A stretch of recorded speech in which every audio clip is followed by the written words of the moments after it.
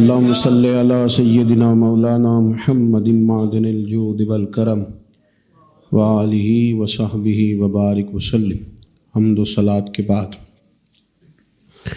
اللہ تعالیٰ اپنے بندوں سے بڑی ہی محبت فرماتا ہے۔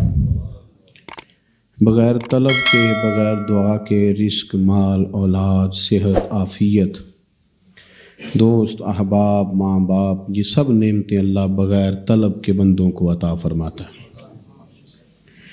اللہ تبارک و تعالی اپنے بندوں کے حق میں رحمت والے فیصلے کرتا ہے، درگزر والا معاملہ فرماتا ہے۔ جگہ جگہ قرآن مجید میں اللہ تعالیٰ نے اپنے بندوں پر رحمت کرنے کا ذکر فرمایا ہے۔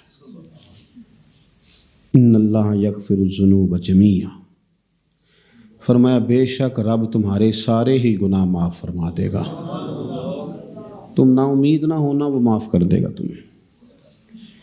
قرآن مجید میں فرمایا ان اللہ بالناس لرؤوف الرحیم، بے شک اللہ اپنے بندوں پر بڑا ہی مہربان اور نہایت ہی رحم کرنے والا، رؤوف اور رحیم ہے، بڑا مہربان ہے، کرم فرماتا ہے۔ اللہ تعالیٰ اپنے بندوں سے بڑا جلد راضی ہو جاتا ہے۔ وہ اپنے بندوں کو بہت زیادہ مشقت میں نہیں ڈالتا، وہ اپنے بندوں سے اپنی نعمتوں کا بدلہ نہیں چاہتا، بہت سخت مشقت والی عبادتیں نعمتوں کے بدلے نہیں چاہتا، وہ بڑی جلدی رحم فرماتا ہے۔ ماں پیار کرتی ہے اپنے بچے سے، لیکن وہ ناراض بھی ہو جاتی ہے بعض چیزوں پہ، بعض معاملات اس کا دل بھی دکھاتے ہیں، بعض جگہ وہ رو کے یہ بھی کہتی ہے کہ تو نے میری محبت کا کوئی نتیجہ نہیں مجھے دیا، میری ساری کمائی تو نے ضائع کر دی۔ والد بہت ساری جگہوں پہ ناراض ہوتا ہے، شکوہ کرتا ہے، کہتا ہے میری بیماریوں کی، پریشانیوں کی، بڑھاپے کی، کمزوریاں کا سبب بیٹے تو ہی بن گیا ہے۔ یہ ساری تکلیفیں تو ٹھیک ہو جائیں تو میری شاید عمر بھی بڑھ جائے، صحت بھی ٹھیک ہو جائے، میں زیادہ دیر جوان رہ سکوں۔ ناراض ہوتے ہیں ماں باپ، اسی طرح ماں باپ راضی بھی ہو جاتے ہیں، وہ بڑی جلدی راضی ہو جاتے ہیں۔ میں اکثر کہتا ہوں کہ والد کو راضی کرنے میں 5-7 منٹ لگ جاتے ہیں، اماں تو 1.5-2 منٹ میں راضی ہو جاتی ہے۔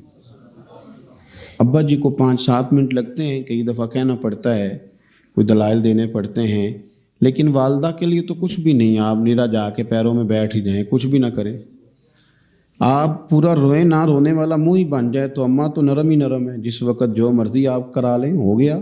اللہ تبارک و تعالیٰ بلا مثال و بلا تشبیہ سمجھانے کے لیے عرض کرتا ہوں، اللہ بھی بعض معاملات میں اپنے بندوں سے ناراض ہو جاتا ہے۔ وہ کہتا ہے میں تکبر کرنے والوں کو پسند نہیں کرتا، وہ کہتا ہے فسادی پسند نہیں ہے، وہ فرماتا ہے کہ راہوں میں کجی کرنے والے پسند نہیں ہیں، وہ فرماتا ہے کہ بدعہدیاں کرو گے تو میں صبح قیامت تم سے سوالات کروں گا۔ اللہ تبارک و تعالیٰ بہت ساری چیزوں کو ناپسند کرتا ہے، ناراض ہو جاتا ہے، بلکہ نبی پاک صلی اللہ تعالیٰ علیہ وسلم نے فرمایا تم بات کرتے کرتے کوئی ایسا جملہ بول دیتے ہو کہ رب اتنا ناراض ہوتا ہے کہ تمہیں پتہ بھی نہیں ہوتا، تمہارے لیے جہنم کا فیصلہ کر دیتا ہے۔ اس لیے پہلے تولو پھر بولو، خود اپنے لفظوں کی تو تم پہرے داری کرو نا کہ میں کیا کہہ رہا ہوں۔ کوئی ایسا جملہ، کوئی ایسی بات وارثہ مان کری نہ وارثاں دا، کوئی ایسی بات نہ تمہاری زبان سے نکلے۔ اور حضور یہ بھی فرماتے ہیں کہ اس کا دوسرا پہلو بھی ہے، بعض اوقات تم بات کرتے ایسا جملہ کہتے ہو وہ اتنا راضی ہوتا ہے کہ تمہارے لیے جنت کا فیصلہ فرما دیتا ہے۔ مسلمان کو اب یہ حکم ہے، اس ساری گفتگو کا نتیجہ یہ ہے کہ وہ اپنے جذبات پر، خیالات پر، نگاہوں پر، زبان پر، کانوں پر تھوڑی توجہ دے، بے لگام نہ بنے، بے ترتیب نہ بنے، جو طبیعت میں آئے کر نہ گزرے، تھوڑا سا نہ سوچے سمجھے اور تھوڑا سنبھل کے چلے، کبھی ان کاموں کی طرف نہ جائے جن سے رب ناراض ہو جاتا ہے، ان کاموں کی طرف بڑھے جن سے اللہ راضی ہوتا ہے۔ میرے نبی پاک صلی اللہ تعالیٰ علیہ وآلہ وسلم نے ارشاد فرمایا، بعض احادیث میں لفظ یہ ہیں کہ اللہ اپنے بندوں کو دیکھ کے مسکراتا ہے، جو اس کی شان کے لائق ہے۔ جس ترتیب سے ہم مسکراتے ہیں، جس ترتیب سے ہم روتے ہیں، جس ترتیب سے ہم کسی بات کا اظہار تشکر کرتے ہیں، خدا ان باتوں سے پاک ہے۔ اب بہت ساری حدیثوں میں آیا کہ وہ مسکراتا ہے، تو کیا مطلب ہے مسکرانے کا؟ تو علماء تفسیر نے لکھا ہے مسکرانے کا مطلب یہ ہے کہ وہ بڑا ہی راضی ہوتا ہے اپنے بندے سے، بڑا راضی ہوتا ہے، یہ مطلب ہے۔ ایک تو مسکرانے کا مطلب یہ کہ وہ بڑا راضی ہو گیا، بڑا راضی ہو گیا، وہ مسکرا دیا اپنے بندے پہ۔ اور ایک اس کا معنی خود نبی پاک صلی اللہ تعالیٰ علیہ وسلم نے بیان فرمایا۔ مسند امام احمد بن حنبل میں حدیث ہے، حضور سید عالم علیہ السلام سے صحابہ نے پوچھا یا رسول اللہ شہید تو بڑے لوگ ہوتے ہیں، شہیدوں میں افضل کون ہے؟ تو اللہ کے حبیب علیہ السلام فرمانے لگے وہ والا بندہ جو ڈٹ گیا تھا کافروں کے مقابلے میں، وہ ہلا نہیں، پوری طرح ڈٹ کے جو لڑا وہ شہداء میں افضل ہے۔ حضور فرماتے ہیں وہ جنت کے بالا خانوں میں سیر کرے گا اور رب اسے دیکھ کے مسکرائے گا، رب اسے دیکھ کے مسکرائے گا، اللہ تعالیٰ مسکراتا ہے اسے دیکھ کے۔ اور اگلے جملے میں حضور نے وضاحت کر دی، فرمایا جب رب دنیا میں کسی پر مسکراتا ہے نا تو اس کا معنی یہ ہے کہ قیامت میں پھر اللہ اسے حساب کوئی نہیں لے گا۔ جس پر اللہ دنیا میں مسکرا دیا اس سے کوئی حساب، تو وہ کام ڈھونڈنے چاہیے نا جس سے اللہ مسکرائے۔ ویسے کبھی ہم ایسا کرتے ہیں کہ نہیں کہ کسی کو راضی کیا جائے؟ یہ کام ہم کرتے ہیں کہ ہماری کمپنی کا جو سربراہ ہے وہ ہم سے راضی رہے، جس ادارے میں ہم پڑھاتے ہیں اس ادارے کا بڑا ہم سے راضی رہے، یہ کرتے ہیں ہم۔ اس کے لیے کچھ نہ کچھ ہیلے بہانے ہم کرتے ہیں، برادری، قبیلہ، علاقہ، بستی، لوگ کسی طریقے سے ہمارے ساتھ مطمئن رہیں، کرتے ہیں نا یہ سارے کام۔ اس میں تھوڑی مشکل بھی ہمیں آتی ہے لیکن کرتے ہیں، کیا کریں۔ گھر میں بھی کئی دفعہ ایسا ماحول بنانا پڑتا ہے۔ چلیں ایک اور میٹھی مثال دیتے ہیں، زیادہ سمجھ میں آئے گی۔ چھوٹا بچہ خوش رہے، آپ اس کے لیے محنت نہیں کرتے، وہ چھوٹا ہے اس کو خوش کرنا فرض ہے ابا پہ، لیکن وہ کہتا ہے کہ میں نے موٹر سائیکل لینا ہے، چھوٹا ہے چلا ہی نہیں پائے گا، تو ابا پھر اسے راضی کرتا ہے، کہتا ہے بیٹے چھوٹا سائیکل لے لے، چل میں تجھے اڑانے والا جہاز لے دیتا ہوں۔ مقصود کیا ہے کہ اس کو ناراض نہیں کرنا، یہ روئے نہ، اس کا دل نہ ٹوٹے۔ ہو یارو سنو نا میں کیا کہہ رہا ہوں، اگر چھوٹے بچے کے لیے وہ چیزیں ڈھونڈتے ہو، میرے ابا جی نا اپنے نواسے کے لیے کھلونا لے کے آئے تو بچہ بڑا ہی کھیلا، تو ابا جی کہنے لگے لو پیسے پورے ہو گئے، میرے بچے کو پسند بڑا ہے نا، پیسے پورے کر چھڑے نے، دیکھو نا جی کتنا اس کو راضی ہوا ہے۔ تو انسان کیا کرتا ہے کہ کوشش کرتا ہے، چھوٹا بچہ بھی ناراض نہ ہو تو وہ چیزیں وہ ڈھونڈتا ہے کہ اس کو کیا پسند ہے، چاکلیٹ لے جاؤں، فلاں چیز لے جاؤں، آئس کریم لے جاؤں۔ تو ایک بچے کے لیے، گھر کے لیے، سربراہ کے لیے اتنی محنت کرتے ہو تو وہ کام بھی ہمیں ڈھونڈ کے تلاش کرنے چاہیے نا جس سے رب راضی ہوتا ہے، اللہ راضی ہوتا ہے۔ بتاؤں وہ کون کون سے کام ہیں؟ نبی کریم صلی اللہ تعالیٰ علیہ وسلم نے ارشاد فرمایا 3 لوگ ہیں جنہیں دیکھ کے رب مسکراتا ہے۔ یا رسول اللہ صلی اللہ علیہ وسلم وہ کون کون سے؟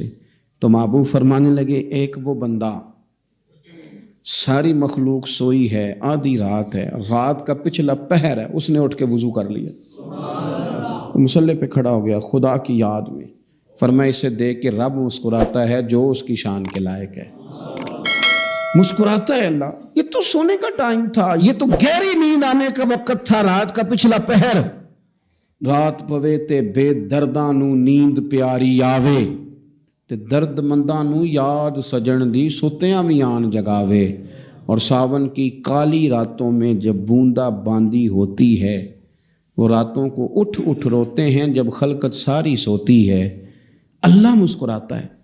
اور سننا میرے بھائی، میرے نبی پاک صلی اللہ تعالیٰ علیہ وسلم فرماتے ہیں جب مسلمان نماز کے لیے صفیں بناتے ہیں نا، ترتیب لگ رہی ہوتی ہے، اب اللہ کی بارگاہ میں کھڑے ہوں گے، قیام کریں گے، رکوع کریں گے، سجود کریں گے، فرمایا جب مومن صفیں بناتے ہیں تو رب دیکھ کے مسکراتا ہے،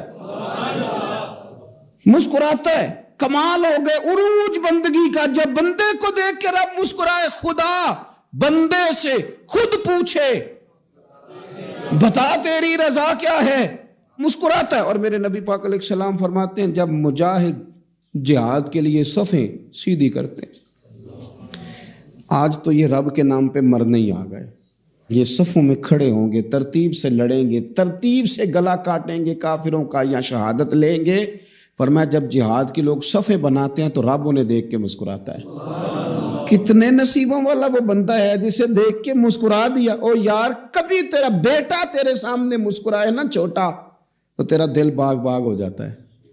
تیری ماں بیمار کسی ایک دن صحیح طرح ہنس پڑے تو طبیعت خوش ہو جاتی۔ مجھے بتاؤ نا جس کا رب بھی اسے دیکھ کے ہنس پڑے، جو اس کی شان کے لائق ہے، کیا اس بندے کے نصیبیں ہیں، کیا اس کے مقدر ہیں۔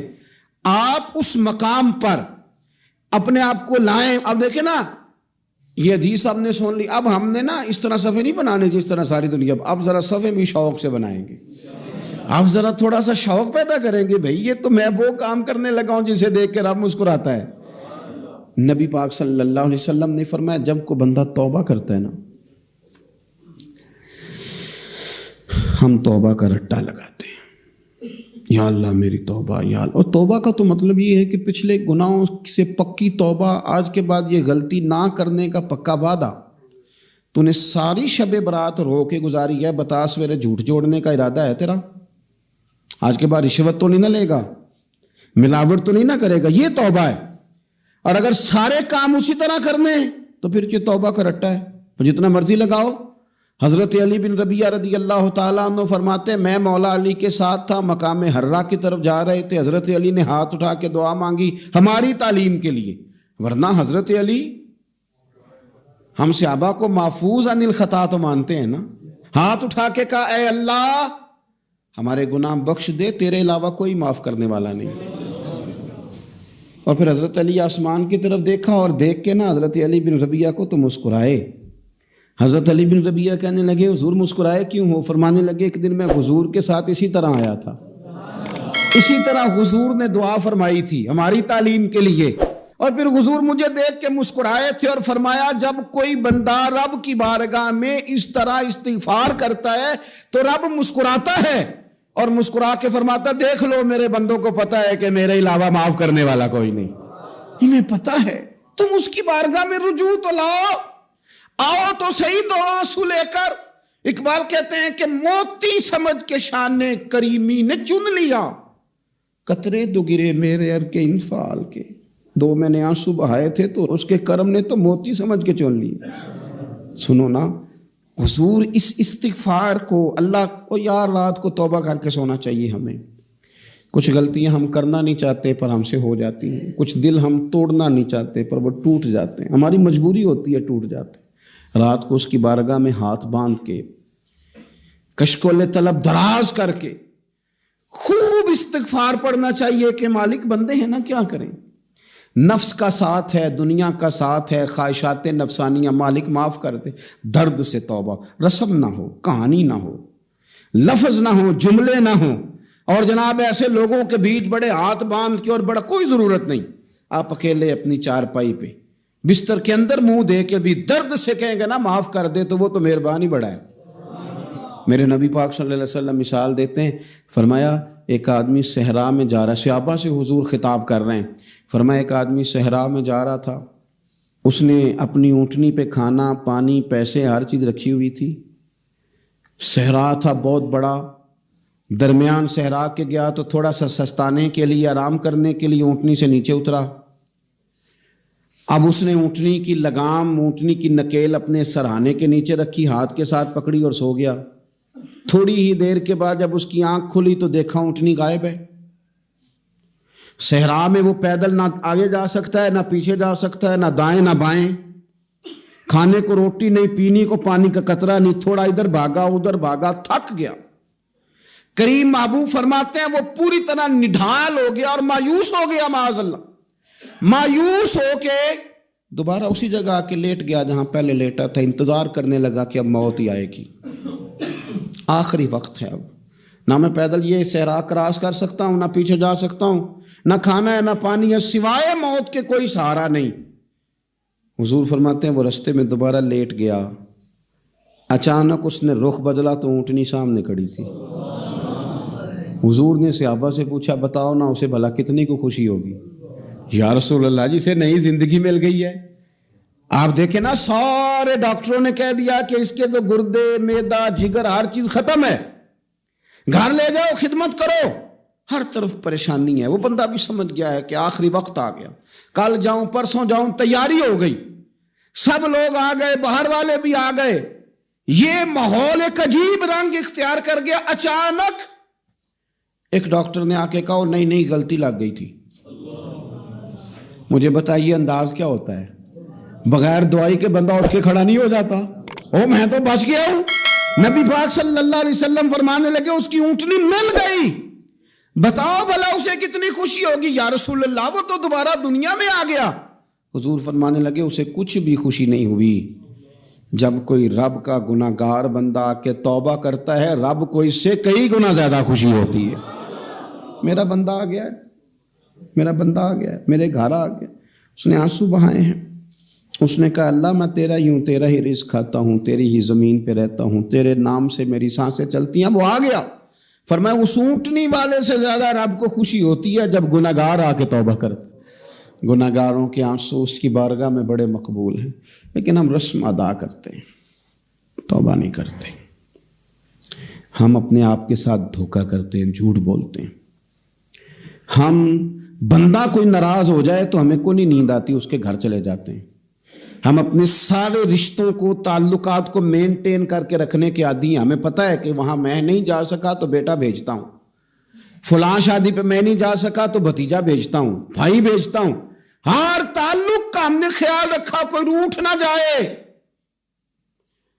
لیکن کمال ہے نا, یہ نہیں سوچا کہ اگر رب روٹھ گیا تو جب وہ روٹھ جائے نا تو سارے رشتے بھی بندے کے پاس موجود ہوں تو کوئی کارآمد نہیں ہوتا.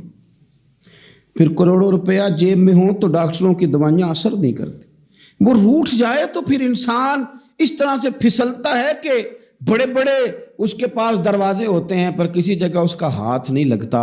خدا را خیال کریں, دنیا روٹھتی ہے تو روٹھ جائے, رب رسول ناراض نہ ہونے پائیں, اس کا خیال کریں. حضور فرماتے ہیں وہ مسکراتا ہے, اسے خوشی ہوتی ہے جب کوئی اس کا بندہ اس کی طرف رجوع کرتا ہے. میرے عزیزو, رسول پاک صلی اللہ تعالی علیہ وسلم نے ان لوگوں کے تذکرے کیے جنہیں دیکھ کے رب مسکراتا ہے. ہم نا گناہ گاروں پر بھی فتویٰ دینے میں جلدی کرتے ہیں اور نیکی پر بشارت دینے میں بھی جلدی کرتے ہیں, حالانکہ یہ ہماری ذمہ داری نہیں. پتہ نہیں اللہ تعالیٰ کس کو کب توفیق توبہ دے کے اپنے قریب کر لے, لیکن بڑی جلدی ہے, بڑی جلدی فتویٰ دینے میں. اور یہ فتویٰ صرف مفتیوں کا نہیں رہ گیا, یہ میری طرح کے, آپ کی طرح کے ڈھیروں لوگ ہیں جنہوں نے جیبوں میں فتوے ڈالے ہوئے. بھئی آپ نے کیوں ذمہ داری لے لی ہے جنت میں داخل کرنے کی اور نکالنے کی؟ یہ تو میرے رب کریم کا کرم ہے, وہ جس کو چاہے جب چاہے جتنا چاہے عطا کرے. لیکن کچھ لوگ نا بڑے پکے ہو گئے ہیں کہ شاید جو میں سوچ رہا ہوں وہی درست ہے. کبھی کبھی کچھ چیزیں عجیب بھی ہوتی ہیں, لہذا خدا کی رحمت پر بھروسہ کر کے بات کرنی چاہیے. اپنی مرضی کے فتوے نہیں داغنے چاہیے. وہ دیکھو جی فلانا بندہ یوں کر رہا ہے, آپ کو پتہ ہی نہیں پوری بات کا, آپ کو علم ہی نہیں پوری بات کا.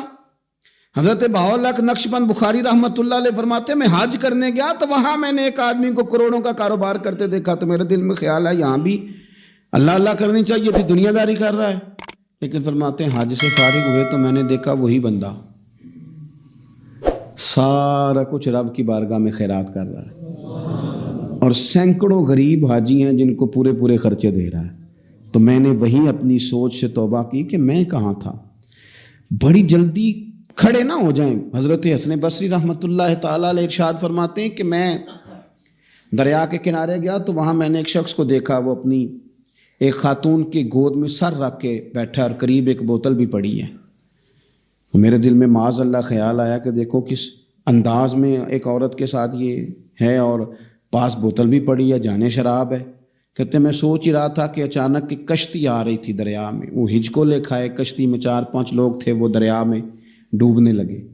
وہ آدمی تیزی سے اٹھا, دریا میں چھلانگ لگائی, پہلے ایک کو نکالا, پھر دوسرا نکالا, پھر تیسرا نکالا. ایک بندہ رہ گیا, کہنے لگا حضور مجھے تو آپ نے گناہ گار سمجھا ہے, میں تو بڑے غلط انداز میں یہاں بیٹھا ہوں, آپ نے جو سوچا چلیں گے چوتھا بندہ آپ نکالنا ہے.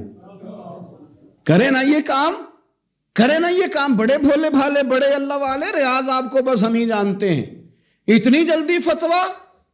حضرت حسن بصری فرماتے ہیں میں پشیمان ہوا, میں نے کہا مجھے تیرنا نہیں آتا، تو دیر نہ کر، چوتھا ڈوب نہ جائے۔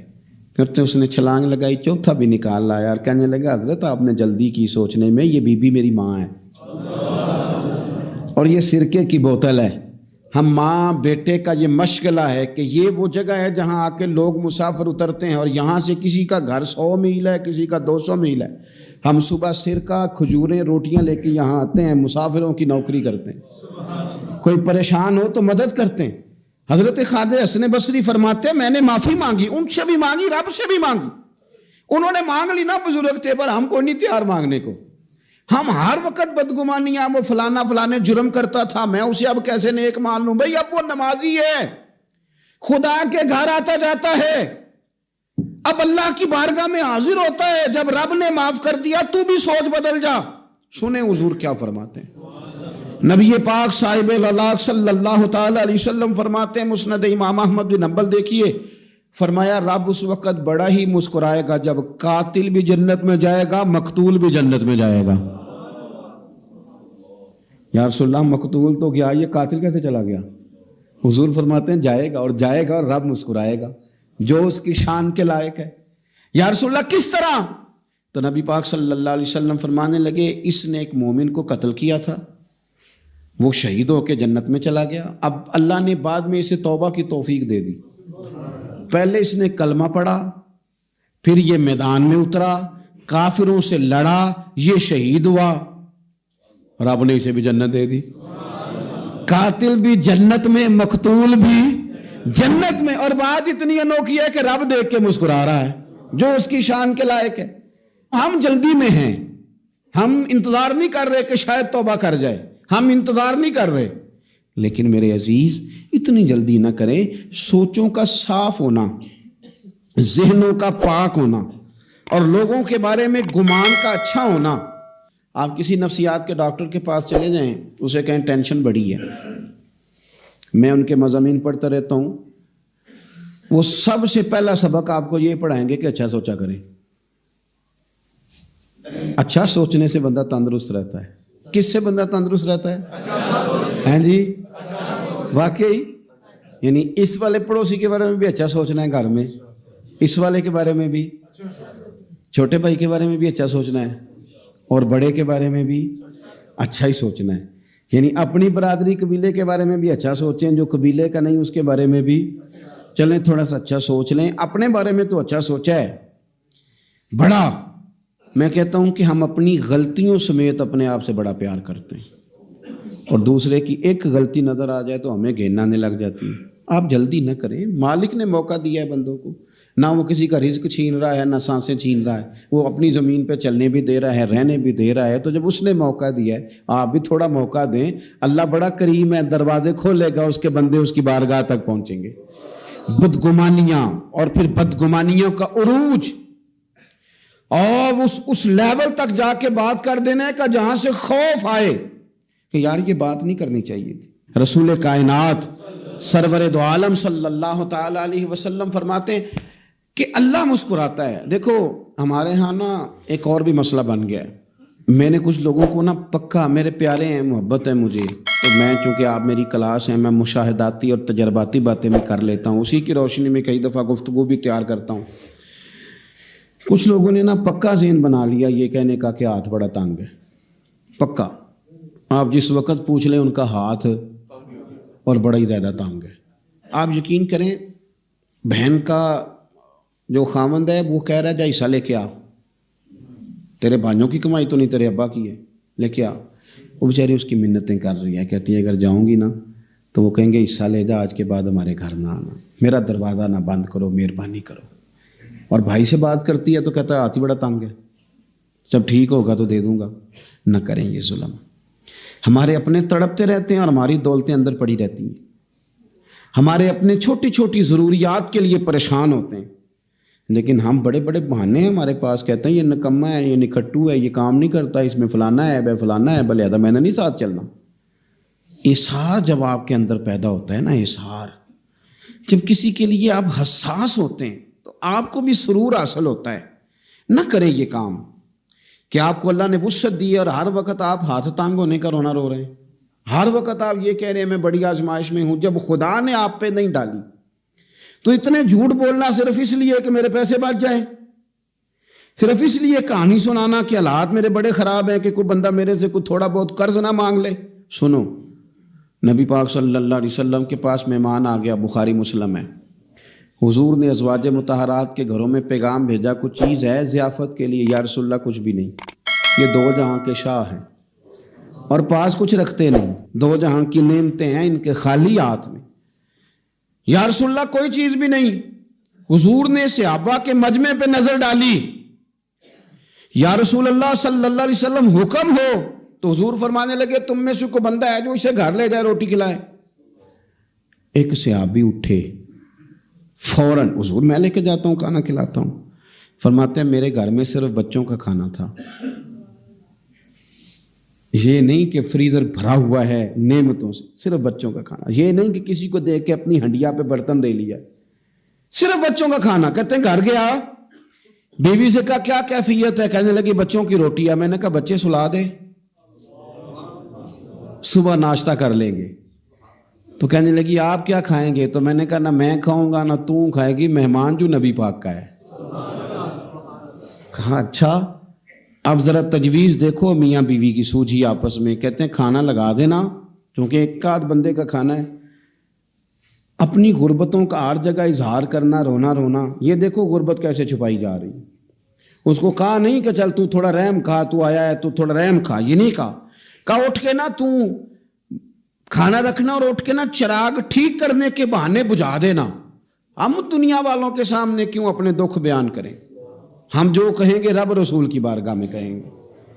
تو نا چراغ ٹھیک کرنے کے بہانے، اہلیہ اٹھی، کھانا دینے کے بعد چراغ ٹھیک کرنے کے بہانے بجھا دیا۔ خامد بھی ہاتھ چلاتے رہے، بیوی کبھی برتن رکھتی کبھی اٹھاتی، پتہ چلے کہ کھانا کھا رہے ہیں، کھانا کھایا جا رہا ہے۔ کہتے ہیں مہمان پیٹ بھر کے کھانا کھا گیا۔ یہ کام ہوا رات کے اندھیرے میں، اس وقت ہوا جب چراغ بھی بند تھا، اس وقت ہوا جب کوئی دیکھنے والا نہیں تھا، کسی پڑوسی کو بھی خبر نہیں تھی۔ فرماتے ہیں صبح کے اجالے میں اس مہمان کو لے کے مسجد نبوی میں نے قدم رکھا تو نبی کریم نے فرمایا رات جو تم نے کام کیا ہے نا اسے دیکھ کے میرا رب بڑا مسکرایا ہے، اللہ بڑا مسکرایا ہے۔ اللہ تر دامنی پہ شیخ ہماری نہ جائیے، ہم دامن نہ چھوڑ دیں تو فرشتے وضو کریں۔ یہ شان ہے صحابہ کی۔ نبی کریم علیہ السلام نے فرمایا رب رات مسکرایا تیرا یہ انداز دیکھ کے، اور اس نے قرآن نازل کیا وَيُؤْثِرُونَ عَلَىٰ أَنفُسِهِمْ وَلَوْ كَانَ بِهِمْ خَصَاصَةٌ۔ کچھ لوگ وہ ہیں جنہیں بڑی بھی ضرورت ہو تو دوسروں پر اثار کر دیتے ہیں، قربانی دے دیتے ہیں۔ رب مسکرایا ہے، اندر پیسے رکھے ہوئے ہیں، اندر پیسے رکھے ہوئے ہیں، اور بہن آ کے منت کر رہی ہے کہ بھائی حالات بڑے خراب ہیں، تھوڑی سی مہربانی کر۔ تو کہتے ہیں بہن پردہ ہی ہے بس، کیسے بتاؤں تجھے حالات، تجھے کیا بتاؤں کام کتنی مشکل سے چلتا ہے، یہ پردہ یہ بس۔ بہرحال اگر تو نے کہا ہے نا 50,000 تو میں زیادہ نہیں کو 20 کو دے دوں گا تجھے، وہ بھی خاصی نیکی کر کے، وہ بھی بتا سکھا کے۔ رات اماں پہ علیحدہ سے احسان چڑھاؤں گا، ابا پہ علیحدہ سے چڑھاؤں گا کہ تمہاری بیٹی کے ساتھ تعاون کر رہا ہوں، سارے علاقے کو ویسے ہی بتاؤں گا۔ اور وہ غریبنی بیچاری 20,000 لے کے گھر گئی ہے، پہ سفارشیں کر رہی ہے کہ مہربانی کرو۔ میں نے ایسے بھی دیکھے ہیں جو پہلے بیوی کو پکڑاتے ہیں تو دے، اس لیے کہ پھر وزیر اعظم تو ڈنڈا نکال لے گا تو بڑا مشکل ہو جائے گا پھر گھر میں رہنا، لہذا وہ یہ تو آگے لگ۔ یہ کیا لہجہ ہے آپ کا؟